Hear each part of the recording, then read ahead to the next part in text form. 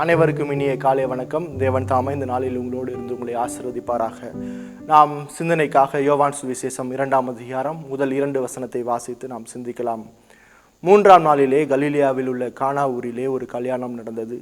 இயேசுவின் தாயும் அங்கே இருந்தால், இயேசுவும் அவருடைய சீஷரும் இந்த கல்யாணத்திற்கு அழைக்கப்பட்டிருந்தார்கள் என்பதை நாம் கேட்ட இந்த வேத பகுதியானது மிகுந்த பிரபலமான இயேசுவினுடைய முதலாவது அற்புதமாக இருக்கிறது.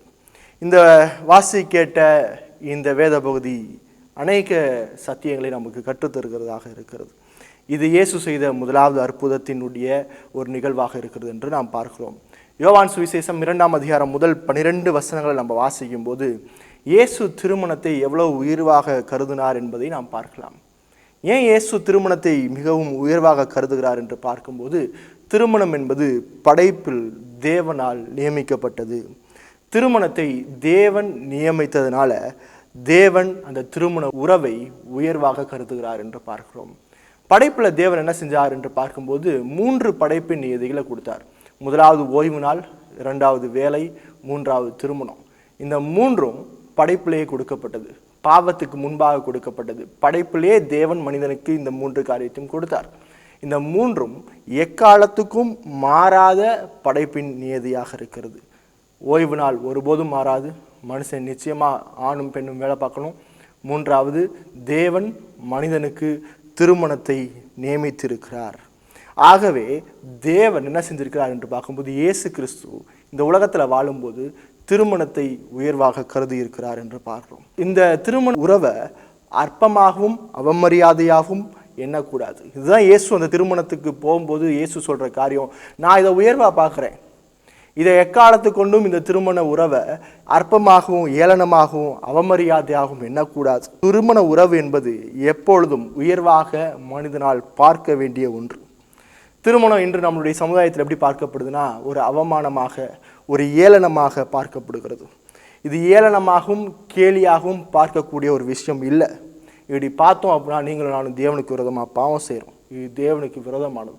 ஏன்னா ஆதியாகமம் 1ஆம் அதிகாரத்தில் பார்க்கும்போது தேவன் ஆணியும் பெண்ணையும் படைச்சு என்ன செய்கிறார் அப்படின்னா, தேவன் தம்முடைய சாயலாக மனுஷனை சிருஷ்டித்தார், அவனை தேவ சாயலாகவே சிருஷ்டித்தார், ஆணும் பெண்ணுமாக அவனை சிருஷ்டித்தார். பின்பு தேவன் அவர்களை நோக்கி, நீங்கள் பலுகி பெருகி பூமியை நிரப்பி அதை கீழ்ப்படுத்தி சமுத்திரத்தின் மச்சங்களையும் ஆகாயத்து பறவைகளையும் பூமியின் மேல் நடமாடுகிற சகல ஜீவ ஜந்துகளையும் ஆண்டு கொள்ளுங்கள் என்று சொல்லி தேவன் அவர்களை ஆசீர்வதித்தார். திருமணத்தில் தேவன் அந்த ஆணையும் பெண்ணையும் ஆசீர்வதிக்கிறார் என்று பார்க்கிறோம். 31ஆம் வசனத்தில் பார்த்தீங்க அப்படின்னா, அப்பொழுது தேவன் தாம் உண்டாக்கின எல்லாவற்றையும் பார்த்தார், அது மிகவும் நன்றாயிருந்தது. சாயங்காலமும் விடியற்காலமும் ஆகி 6ஆம் நாள் ஆயிற்று. தேவன் படைப்பில் திருமணத்தை உண்டு பண்ணியிருக்கிறார்.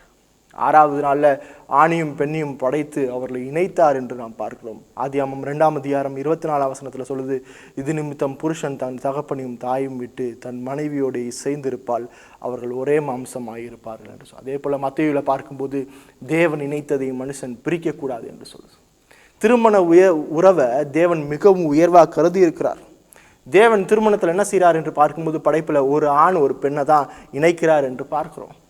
ஆணையும் இணைக்கல, பெண்ணையும் இணைக்கல, இல்லை ஆணையும் மற்ற வேற உயிர் ஜந்துகளையும் இணைக்கல. தேவன் ஒரு ஆண் ஒரு பெண், இதுதான் திருமண உறவுல தேவனால் நியமிக்கப்பட்டது. தேவன் இந்த உறவை தான் ஆசீர்வதிக்கிறாரே தவிர வேற எந்த உறவையும் ஆசீர்வதிக்கல. ஒரு ஆணுக்கு ஒரு பெண்ணு தான், அதே போல் ஒரு பெண்ணுக்கு ஒரு ஆண் தான். இதுதான் திருமண உறவினுடைய தேவனுடைய நோக்கம், தேவனுடைய திட்டம். இப்படி இந்த உறவை நீங்களும் நானும் பார்த்தா மட்டும்தான் இந்த திருமண உறவு என்பது, அல்லது உங்களுடைய கணவனோ உங்களுடைய மனைவியோ எனக்கு தேவன் கொடுத்த ஒரு உறவு என்பதை நீங்கள் கருது போது மட்டும்தான் அந்த திருமணத்தை நான் உயர்வா தேவன் சொல்லிய வண்ணமாக நான் பார்க்க முடியும். அப்படி இல்லைன்னா நான் அப்படி பார்க்க முடியாது. இந்த இடத்துல இயேசு தன்னுடைய முதலாவது அற்புதத்தை ஏன் திருமணத்தில் போய் செய்கிறார் அப்படின்னா, திருமணத்தை தேவன் உயர்வாக கருதினார். இந்த உறவு எப்பொழுதும் உயர்வாக பார்க்கப்பட வேண்டும். இன்னைக்கு இந்த சமுதாயம் இந்த உறவை சீரழித்து போயிட்டு இருக்கு. இன்னைக்கு நிறைய தவறான பாவத்தினுடைய விளைவினால தவறான உறவுகள், தவறான எண்ணங்கள், போலியான உறவுகள், கள்ள உறவுகள் இதெல்லாம் பெருகி கொண்டிருக்கிற இந்த சமுதாயத்தில் நீங்கள் குடும்பமாக தேவனுக்கு பிரியமாக வாழணும்னா, நீங்கள் உங்களுடைய கணவனை தேவன் கொடுத்த ஒரு உறவாக, உங்களுடைய மனைவியை தேவன் கொடுத்த ஒரு உறவாக, நீங்கள் 2 பேரும் தேவனுக்கு உண்மை உள்ளவர்களாய், ஒருவருக்கு ஒருவர் உண்மை உள்ளவர்களாய் வாழணும். இப்படி வாழலைன்னா மறந்துடுமுங்க. ஆண்டவர் எங்களுடைய பாவத்தை மன்னிங்க, எனக்கு கொடுத்த கணவனையோ அல்லது எனக்கு கொடுத்த மனைவியோ நான் சரியாக நேசித்து வாழ உதவி செய்யுங்கன்னு சொல்லி ஜெபம் பண்ணுங்க. உங்களுடைய பாவத்திலிருந்து மனம் திரும்பி இயேசு கிறிஸ்துவை நோக்கி பாருங்க. பிசாசானவன் தொடர்ச்சியாக குடும்பத்தை தாக்கி கொண்டே இருக்கிறான். குடும்பத்தை தாக்கப்படும் போது சமுதாயம் சீரழிந்து கொண்டே இருக்கிறது. குடும்பம் பாதுகாக்கப்படணும்னா நீங்கள் தேவனால் இணைக்கப்பட்டவர்கள் என்பதை உணர்ந்து கொள்ளுங்கள். தேவன் தாமே உங்களையும் என்னையும் ஆசீர்வதிப்பாராக. ஆமென்.